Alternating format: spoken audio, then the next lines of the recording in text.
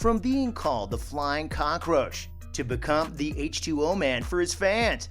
Here are the UFC nicknames that are so bad you just can't help but laugh. First up, you might be thinking that all UFC fighters have scary and tough nicknames. But not this guy, Frank Twinkletoes Trigg. He's a former UFC veteran middleweight. The power behind his fists is legendary. But honestly, you'd have no idea about that if you just heard his name for the first time. Twinkletoes sounds more like a fairy tale creature than a UFC fighter. The best part? This guy has actually taken down 80% of his opponents. Oh, and he's still going after him. And he's trying to finish it. Frank Trigg looking to finish Matt Hughes. Wow. I guess when you're that good, you don't need to have a formidable nickname. Next, we have a fighter who added a little seafood-inspired flair to his name, Alan Monster Lobster Berube. I guess just adding the lobster part would have been pretty confusing, so Alan decided to add in the monster too. And it's a good thing he did, because he later dropped the lobster from his name. But why did he use that nickname in the first place? Well, it certainly wasn't because of his love for the underwater creature. He did it as a tribute to his home state, Maine. Lobster fishing is a big part of the local economy there, and lobsters are pretty yummy. But I can't say it has anything to do with MMA. Next up, we have a fighter who also took some inspiration from the Great Blue Sea, Muscle Shark Sean Shirk. Okay, I get the association, but I'm having a hard time imagining a huge pair of muscles on a shark. It's sounding more like a Sharknado sequel than a UFC fighter's nickname.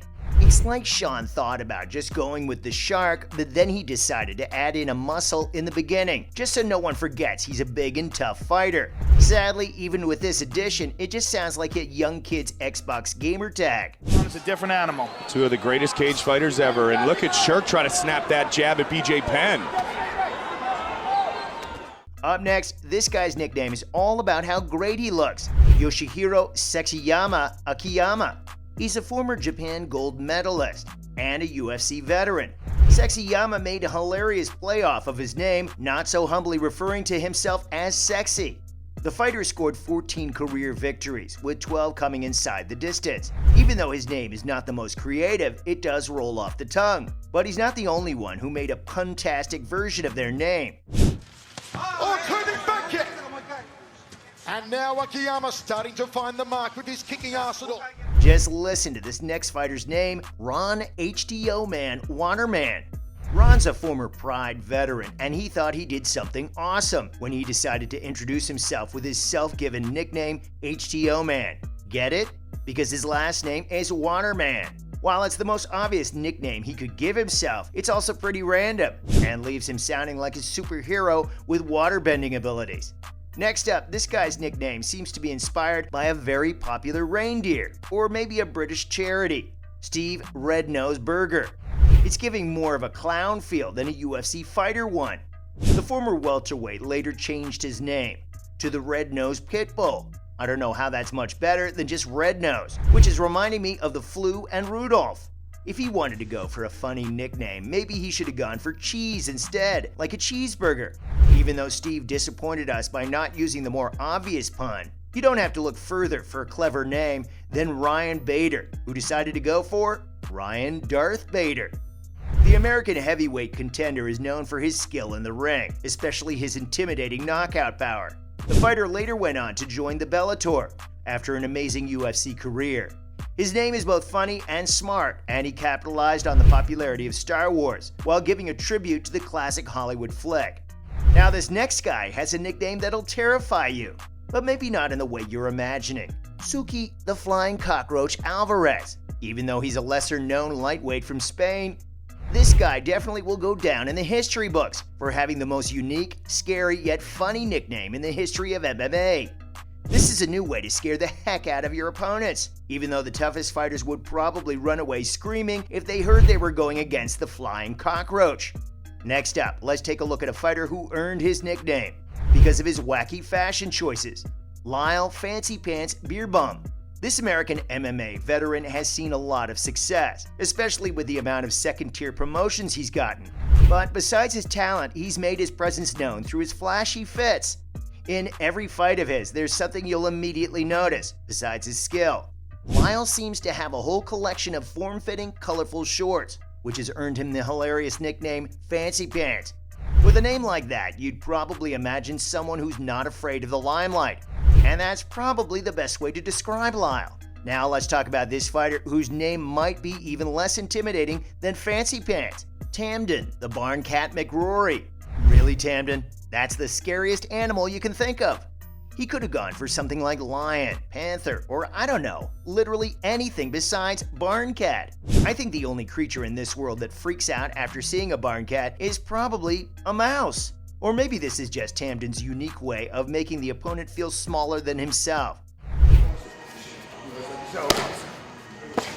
Anytime you want, you got that front kick on me, whatever, round kick to the body. Next up on the list, this UFC fighter's name, like many others on this list, isn't scary at all. In fact, you might think you're in for a good time after you hear it. Nick the Ninja of Love Dennis. Okay, this one is just plain confusing. Maybe Nick's trying to show that even though he's a kick-ass fighter, he is just a big softy in real life. Or maybe it's a secret hint to the ladies. Either way, your guess is as good as mine. Another thing that gets to me is that being a ninja is nothing like being a UFC fighter. But he's not the only fighter whose nickname is going to leave you with a lot of questions. Just take a look at this next fighter's nickname, Uncle Creepy Ian McCall. Okay, I'll be honest, if someone called me that, I'd be so offended.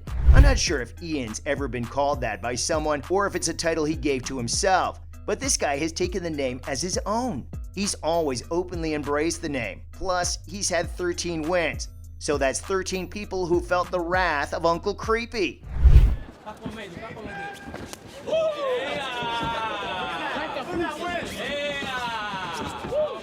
For a hilariously spine-tingling nickname, Rick the Horror Story comes to mind. But what kind of horror story are we talking about? Is it more gothic, or will it have a ton of scream queens? I guess only Rick himself can give the answer. Story all over. Excellent job by Story, reversing the position and pushing Cowboy up against the cage. Now I'm gonna need you to think hard for this next one, because I still don't know what exactly the nickname means. Weather Underground, Christian Rothermel. Do you even know how the weather works, Christian? It all takes place in the sky above. I'm not sure what kind of image the Weather Underground is supposed to be giving. Wait, maybe he's talking about earthquakes. Or maybe it could mean that the fighter is into weather, but in a grungy underground way. If you think the explanations are getting wilder and wilder, then I apologize. But Christian hasn't given me much to work with. So as you can see, the world of UFC isn't just about fighting, but also about the wacky nicknames. That's all I got on the UFC nicknames, which were so bad that you couldn't help but laugh.